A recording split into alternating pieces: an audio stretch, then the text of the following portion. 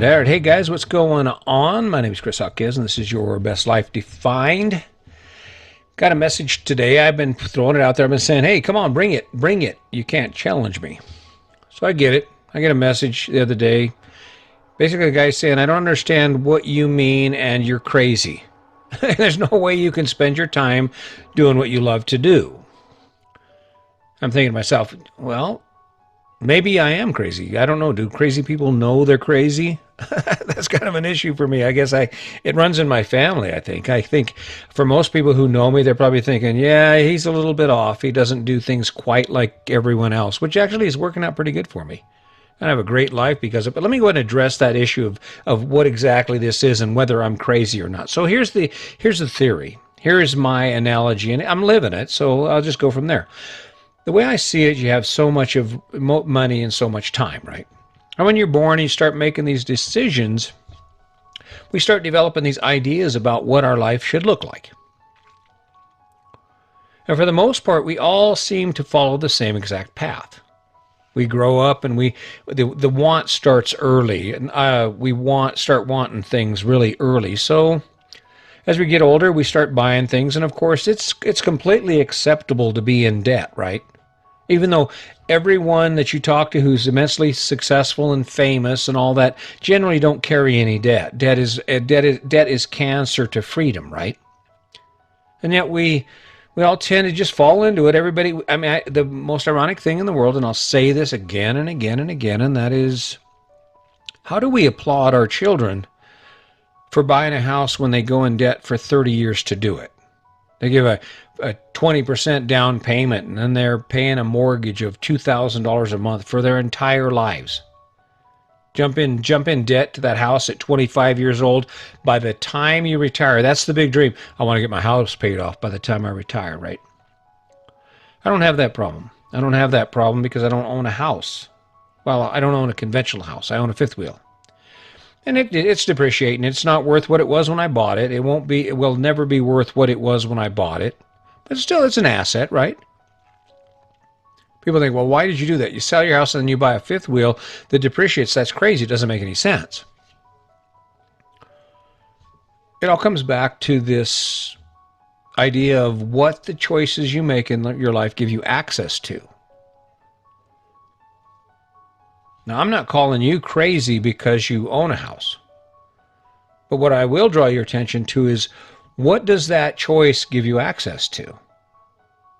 In most cases, by making that purchase, it actually limits your choices. Once you buy a house, you're going to work.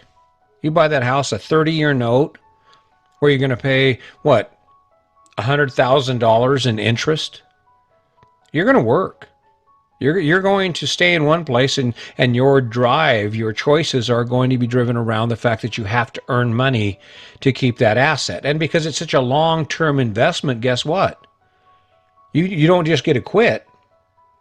And if you want to escape that, you've got to find a way to do that. Maybe you have to get a second job, but that's a long commitment. 30 years. I mean, my God, a lot of things change in 30 years, and we just jump in like it's nothing. In fact, there are entire programs, entire television channels and stations that are committed to the idea of how amazing it is to own that house, right? House hunters, ooh, old bones. I mean, there's just a number of them out there, and I know I'll never be on their shows now because of it, but when I get a message and someone says, hey, you're crazy, what that tells me is I haven't explained it properly. So let's back up here. Think about what you're going to do for the rest of the day, or if you're listening to this at night, think about what you'll get to do all day tomorrow. Now, how much of that involves things you love to do? How much of that involves you actually being excited and going, oh yeah, this is cool. Kind of like when your buddy calls you up and says, hey, let's go snowboarding on Saturday. So you get up early, you're up at 3 o'clock because you got to want to be on the slopes by 6, right? And it's a bit of a drive if you live in Canyon City, right? So yeah, get up by 3 o'clock, out the door by 4, you're on the slopes by 6. Hell yeah. That's not crazy. That feeling you get as you're coming home, you've had a few beers at lunch, and then you just wore yourself out running up and down going up down the slopes, right? Just tearing it up. You're sore, you're tired, but it's a good kind of sore. You're glad you did it. You're already talking about when you can do it again, right? How many times in your life does that actually happen? How many times in your day, forgive me, how many times in your day does that happen? Do you get to replicate that type of a feeling? And more than that, how many opportunities do you actually have to actually create that, to say, hey, I think I'm going to go snowboarding today. I don't own a big house, but I don't have a big mortgage either. I don't have a big yard I have to take care of. I don't have a fence to paint. I don't have a ton of utility bills. I don't have any debt because I made this decision. I got up this morning at 5 o'clock, got my list of things I have to do, not because the world requires it or because of my choices, except for the fact that I figure, you know what, I'm going to change the world, right? I'm going to show up every day and I'm going to do something that other people don't usually do. And in return, I'm going to get a product and have a reaction from people that most people will never experience, right? I don't think there's anything that feels better than someone saying to me, thanks, Chris. Thanks for taking the time. You friggin' made my day. I'm not crazy. You wake up and you look at your life, you look at the things you do every day, and you have to think to yourself at some point, God, when does it end? That's where we were.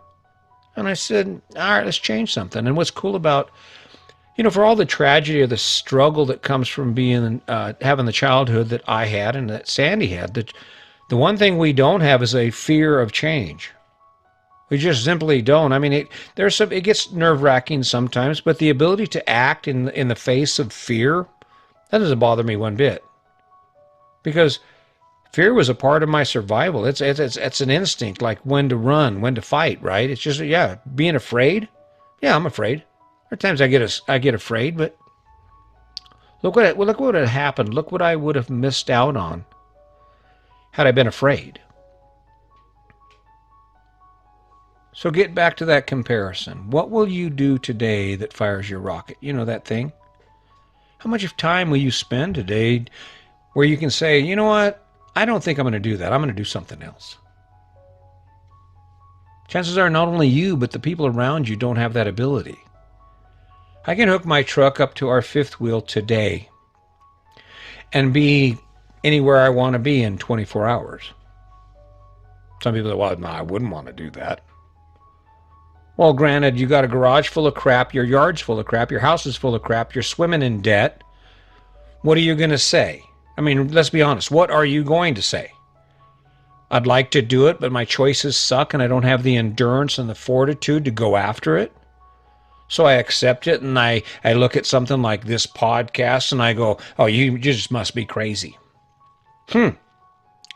That's probably the picture of this guy that jumped out there and wants to call me out. And I'm glad he did. I'm glad he did because it gives me some focus, right? It gives me something to talk about. The world can define crazy all at once, but I'm going to tell you, all at once, but I'm going to tell you something. The true measurement of crazy is doing the same thing over and over again and expecting a different outcome. Even before you dived into all the debt, you knew what it does. You witnessed it in your own family. Your mom and dad were probably in debt. Everyone around you is working, not because they love their jobs, not because it's fulfilling and it makes their life so much better, but simply because they made the same exact choices as you probably did. And you know how it turns out. Look at your grandparents. They grew up, they got married, they got jobs, they got in debt, they bought the house, they bought all the stuff. And there was a point there when the forward momentum stopped. Just sitting there floating in their boat now called their life in the middle of their pond, just sitting there floating. Maybe you get an income tax return, maybe you get to go on vacation twice a year. Are you kidding me? When we hit the road, we had to actually reevaluate our life when we actually got out on the road and was living full time because it was like we were on vacation every day. Now, the problem with that is generally when you're on vacation, you drink a little too much, you eat the wrong food, you go out and eat. It's just, there are some things about living a full-time life on the road with this much freedom that requires some self-restraint. right? Some self-restraint. You can't just be it all the time. Now, granted, there are some people who will and actually do. But when I think about living my best life, I have an obligation to myself to not do anything that deteriorates the quality of my life, either now or down the road. I guarantee you, drinking a handle of vodka every night is probably not going to add any time to my life, okay? And if it does, it's going to have there's going to be some significant consequences because of it, right? And no, I'm not crazy. Crazy would be to show up in 2020, March of 2020, with 15 years left on your mortgage, and have the pandemic strike, and you and your wife are out of work for 5, 6, 7, 8 months. Or maybe you're still out of work. The craziness is to make that gamble, that long shot, and more than that, to give up the opportunity to actually do the shit you love to do because of this perceived investment that may or may not exist, right? You take a $100,000 profit on a house over the course of 10 years. That's only $10,000 a year. You could get a part-time job at Wendy's and make $10,000 a year, right? And yet we got this crazy idea in our head that this is the ultimate investment. It's the ultimate standard of success. No, it's not. And I'm not the crazy one, because I'm spending next winter in Florida unless something happens and I die, right? I'm going to spend January or July and August heading up north, up through South Dakota, North Dakota, Montana, Wisconsin. We're going to be traveling through the Upper Peninsula, and then we're going to spend 2 months with our grandbaby and our children in Grand Rapids, Michigan. And guess what? I'm not staying with them. I'm not renting an Airbnb. I'm bringing my house with me. Got all my stuff. It's my bed, my bathroom, my kitchen, my couch, my TV, my table, right? And yet someone said, you're crazy. Yeah, I am a little crazy. If crazy means that you're outside the box, if you're not afraid to knock a wall down and do what other people aren't doing, which is basically what being crazy is, that's me. But the cool part about it is I'm not repeating the action. I'm not doing the same thing and having the same outcome. I keep changing it up. I keep looking for new avenues, new venues to reach out and to broaden my horizons and my skill set. I don't have a clue where this is going. And you know what's ironic about it is it doesn't even matter. I can do anything, right? I don't work. I have all day. I have a retirement. So I do something that matters. At least it matters to me. And there are some of you who are ready for it. I thank you to the guys who are following. I mean, the numbers are jumping up, and I just have to say, you know, it's refreshing because you show up every day and you put this grind in. And I know it maybe on your side of it, it doesn't look like it's a bunch of work. And maybe if there was a part of me that's crazy, it's the idea that I would do a daily podcast. Because it wears on you. There is the time just to shoot the podcast, the preparation time to practice the podcast, the effort in getting the video done and editing and the endurance and knowing that schedule sits in front of you, right? There's a lot that goes into it. And I'm not getting paid for this. This is a volunteer thing. This is a gift to the world, right? To anyone who is willing to listen. So yeah, from that standpoint, I am definitely crazy. I'm definitely crazy. The people on LinkedIn think I'm nuts because I'm out there putting this stuff out there and I'm sharing information and sharing ideas and inviting people to capitalize on what I've done and what I've learned. And I'm not charging anyone for it. And everybody's going, wow, that's weird. But I learned it from a leader in the market. I learned it from someone who continues to give every day. A shout out to Sydney Cummings. She got 1 million subscribers on her YouTube channel. She is rocking the world. Her life is changing. But even more than that, she's changing other people's lives. And she's an example of what it means to be crazy. Because they told her the same thing. They said, you're crazy. You don't give your content away. Well, I don't know. Maybe she does. They're building a new house, right? Money's not an issue. Is the schedule grueling? Hell yeah, it is. But, you know, there's nothing you're going to do that's easy, that's worth doing, that's easy. Success doesn't come without a price, right? The cool part about it is, for me, I don't know if you realize this, but when I'm on my mark, I'm here. I don't have to be anyplace else, right? This is my juju right here. And not only that, but I don't know. I got a single line script up here on the computer, and because I know the story. And if you know the story because you've lived the story, it's really easy to tell it. Now, sometimes it's not up to my standard, and I guess all I can do is apologize for that and tell you I'm going to keep working harder. But until that happens, this is as good as it gets. And no, guess what? I'm not crazy. When you think about living your best life, it really comes down to this. You'll never do it when you're doing what other people tell you to do. You'll never do it when you're following the path that other people have defined for you. The only time you're going to achieve your true level of happiness, and more than that, contentment, because happiness is fleeting. It comes and goes. You go buy a candy bar, you feel happy, and then it's gone. But contentment, finding the satisfaction in the life you live and doing what you do, that's where it's at, right? It's okay. It's okay to wake up and say, man, this sucks. But to have the energy to continue simply because it's so friggin' cool, right? And that's really the ticket when it comes to life, right? It's about doing that thing that you just keep wanting to do even when you suck at it. Yeah, I'm crazy. I hope you'll join me. I hope you'll join in this craziness, right? I hope you'll jump in on my craziness and decide that, you know what, maybe I'll be a little crazy too, and I'll trim up my budget.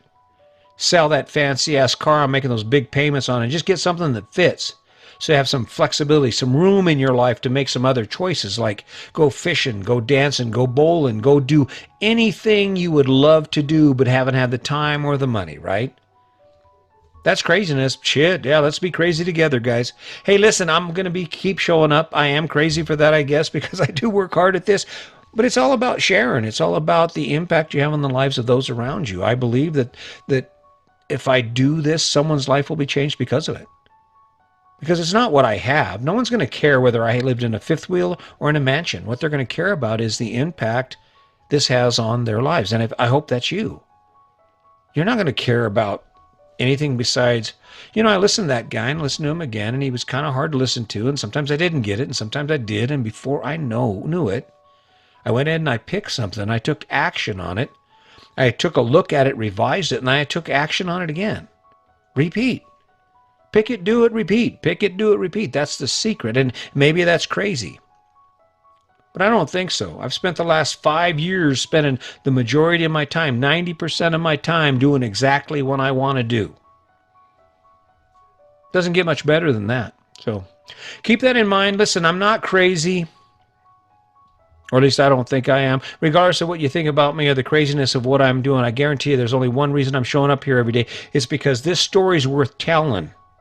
And I don't want it to die. I don't want to die with it being a secret. So jump into it. Take a look at what you like. Grab a hold of that stuff you like. Apply it to your life. Take action on it. And I guarantee before you know it, you're going to be looking back going, yeah, I guess I'm crazy too, but it's pretty damn cool. I hope you'll keep tuning in. Let's not forget the kindness. Until next time, just remember, today's your day. Make it a good one.